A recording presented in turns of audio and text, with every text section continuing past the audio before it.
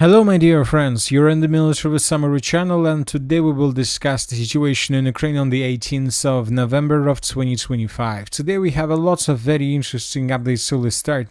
And first we're going to discuss a few updates that we received from the city of Kiev. Today, according to information we have, Trump's special envoy Witkoff will arrive in Turkey tomorrow for talks with Zelenskyy. Earlier, Zelenskyy announced his intention to restart negotiations with Russia. So most likely this meeting is going to take place on the territory of Istanbul, where Zelenskyy and Witkoff will have a meeting. Most likely they're going to talk about the peaceful settlement of the conflict. They will talk about sanctions, but the most important is that they're going to discuss the situation in the city of Pokrovsk and the prisoner exchange.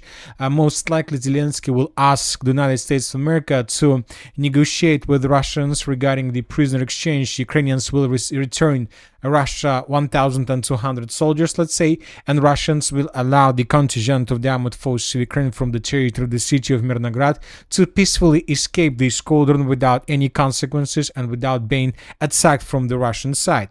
And another important thing is that most likely the president of Ukraine, Zelenskyy, and Steve Witkoff will discuss the corruption scandal. So what are they going to talk about? Today, several sources stated that Zelenskyy will fire Yermak the day after tomorrow and replace him with former Ukrainian ambassador to the United States, Makarova, according to the Rada. Ukrainian deputy Goncharenko reported this. Zelenskyy himself recently met with Markova in Yermak's presence and wrote that they discussed possible areas of future cooperation. Zelenskyy also announced necessary legislative initiatives and fundamental rapid decisions required by the state for Thursday. So what is happening right now? I would like to remind you that Yermak, this is the person we are talking about, is the second person in Ukraine. He is a great cardinal of Ukraine. He's behind Zelenskyy and he knows everything about everybody on the territory of Ukraine and regarding the Ukrainian political life. So, and for some reason, the United States of America decided to force Zelenskyy to dismiss him.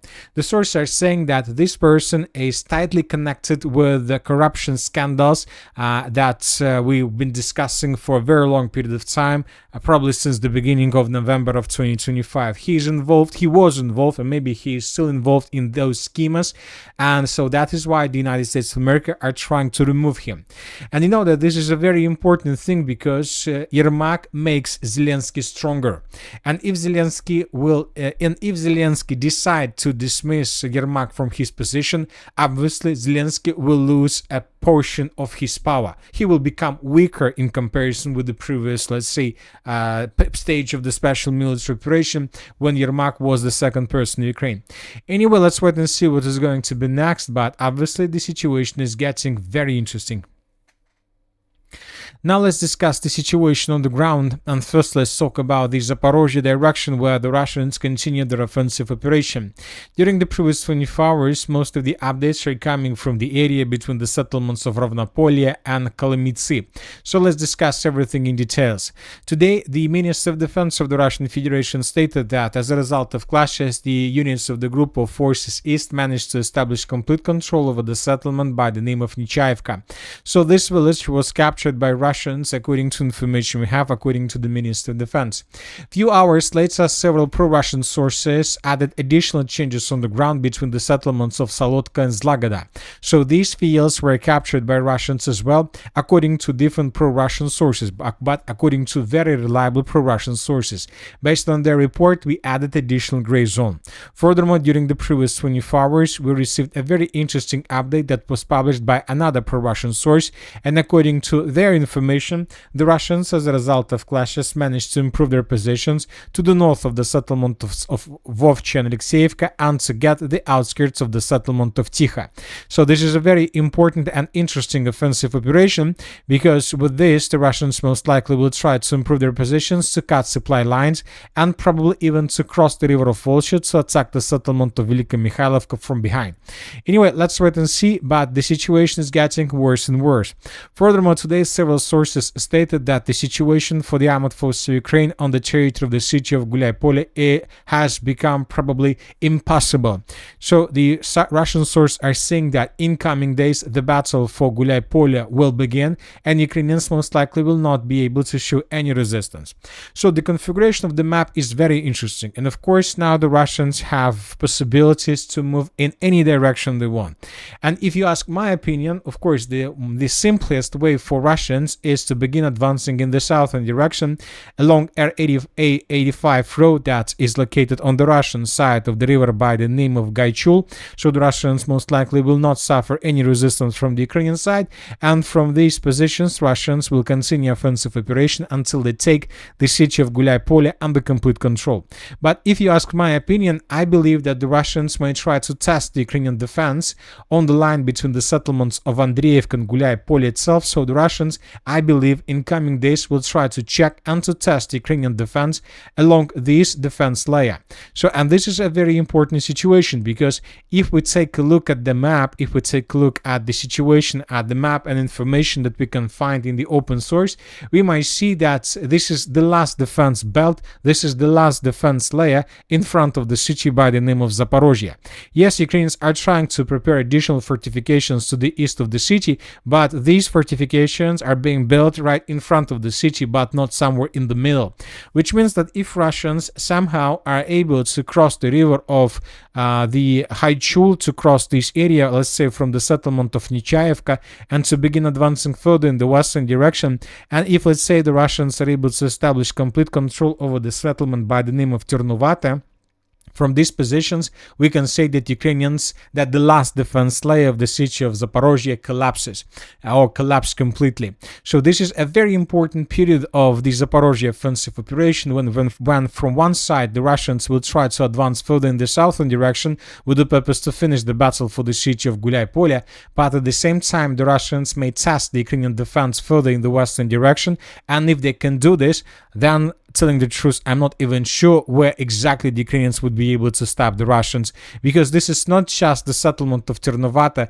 Once again, this area, this line between the river of Haichul, this, let's say, dense network of the fortifications, this barbed wire and so on, this is the last strong defense layer in front of the city of Zaporizhzhia. If Ukrainians lose this territory, and the Russians are very close to get this, then Ukrainians will not be able to stop Russians anywhere, just on the outskirts of the city of Zaporizhzhia itself. So that is why we believe that Russians will try to test this defense, because now when Ukrainians are very weak and exhausted in this direction, this is the best time, this is obviously a window of opportunity for Russians to do this, and they will do this, obviously.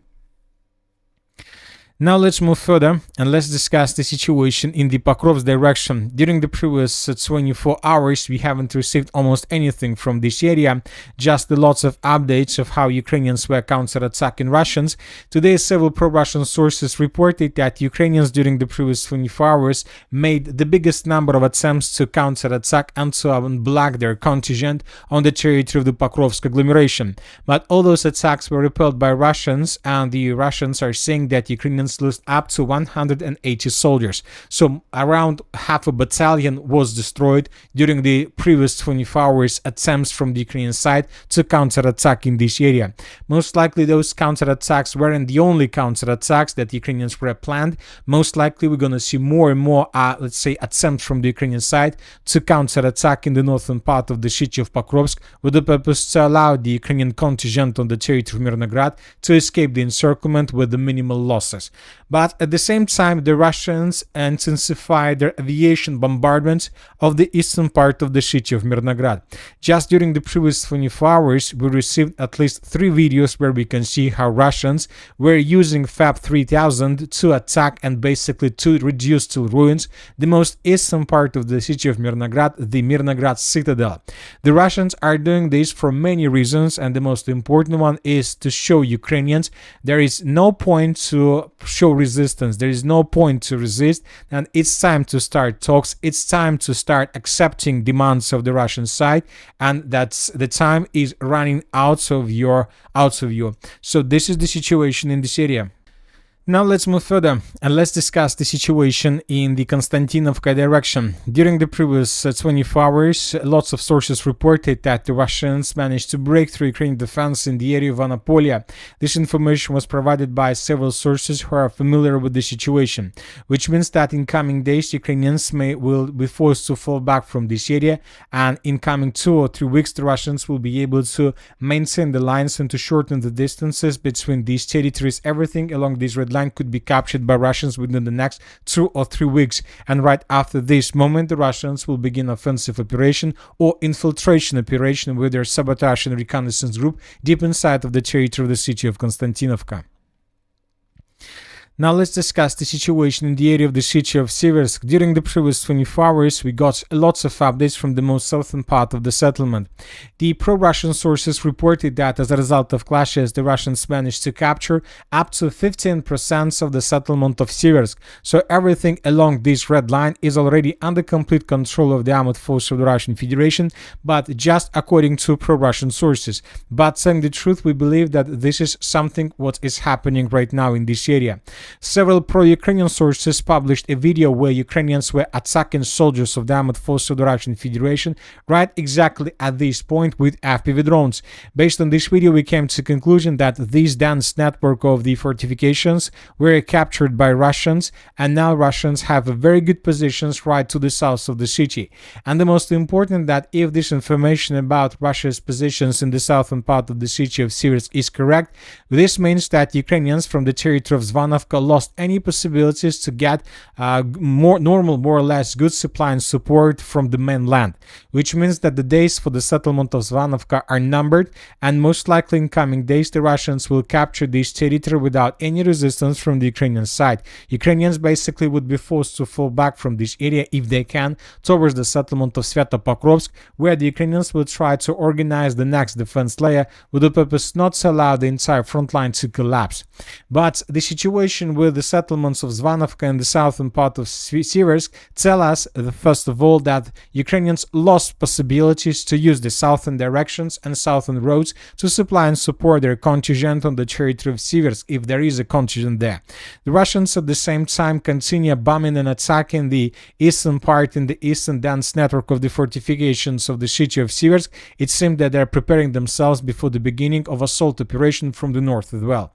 According to different sources, in coming days we might expect the progress on the ground from the Russian side in this part of the city. Furthermore, I would like to remind you that just yesterday, the Minister of Defense of the Russian Federation reported that the settlement of Platonovka was captured by the armed forces of the Russian Federation, which means that the Russians either managed to establish complete physical control over the TO-513 road, or the Russians managed to establish just FPV drone control over the territory. So when talking about FPV drone control, no doubts that the Russians managed to establish control. Here we can see how Russians were destroying Ukrainian vehicles right exactly along TO-513 road, which means that Ukrainians lost any possibilities to get additional supply and support using this road from the mainland, from the west and from the northwest, which means that today, on the 18th of November of 2025, the city of Siversk most likely officially fell into the Siversk cauldron. The settlement was encircled by Russians as of now with physical control, with partial physical control and total FPV drone control over the western supply lines, and this also means that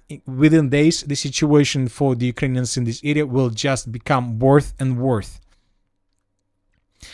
We stopped receiving almost anything from the city of Liman. During the previous 24 hours, several pro-Ukrainian sources stated that the Russians resumed their offensive operation, but the Russians are not tasked to enter the city of Liman itself. Now the pro-Ukrainian sources are saying that Russians are trying to advance further and deeper in the direction of the river Seversky Donets. The pro-Ukrainian sources reported that the Russians are tasked to establish complete control over the settlement of Dibrova and to get the river Voskol from the river of Seversky Donetsk from the north. So this is a very interesting, let's say, decision made by Russians because, and first of all, if Russians are able to capture the settlement of Dibrova and to get the river of Seversky Donetsk, then most likely from these positions, using FPV drone technologies, Russians will establish complete FPV drone control over the settlement by the name of Raya Alexandrovka. The settlement of Raya Alexandrovka is the key settlement for the Seversk defense operation because the biggest number of lines and the most important supply lines are moving exactly through this area. So Ukrainians support their contingent on the territory of Seversk through this area, and if Russians can take under control Dibrova, obviously they will try to establish complete control over the settlement using the fiber optic drones. As for the Kupinsk direction, during the previous 24 hours, nothing special took place. The Russians published lots of videos of how they were bombing Ukrainian positions. The Minister of Defense of the Russian Federation reported that during the previous 24 hours, Russians managed to repel almost every single attack carried out by Ukrainians, that Ukrainians suffered losses, but as you can see according to the map, we haven't received almost anything from this area for a very long period of time. Most likely the Russians are advancing, but at the same time we should admit that Ukrainians most likely are counter-attacking right now as well, trying to unblock the contingent on the eastern bank of the river of Oskol. Now let's talk about the northern direction, about the northeastern part of the Kharkiv region. The most important updates today is coming from the territory of the settlement of Tsegelne. Today the Minister of Defense of the Russian Federation reported that as a result of clashes, the Russians managed to establish complete control over the settlement of Tsegelne. Based on the report that was published by the Minister of Defense, we adjusted the map. So once again, this is the situation by the end of the 17th of November, and this is the situation by the end of the 18th of November. The village of Tsegelne was captured by Russians, and now the armed force of the Russian Federation is ready to continue offensive operation further towards the settlement of Volcha. This settlement of Volcha is the key region, is the key settlement on the entire Belyi Kolodezh direction. So most likely the Russians will try to capture the settlement without reducing the village to ruins, because they need this village to concentrate additional forces before beginning moving further in the southern direction towards the settlement of Belyi Kolodezh. With the fall of the settlement of Volcha, we can say that the Belyi Kolodezh offensive operation begins. The Russians will advance in this area with the purpose to take this settlement under complete control. Most likely by the same time the Russians will try to answer or to approach the settlement of Veliki Burluk, and then with the fall of the settlement of Veliki Burluk and Belyi Kolodezh, Russians will try to continue advancing further in the southern direction towards the settlements of Chuguyev, and even further in the southern direction towards the city by the name of Izum, which will allow the Russians to outflank and to attack from behind the Slaviansk-Kramatorsk agglomeration. And that's it for today. Military Summary channel reminds you to condemn any violence in the world. Thank you for watching. Subscribe to my channel, put your likes, join my Patreon, and have a good day. Bye bye.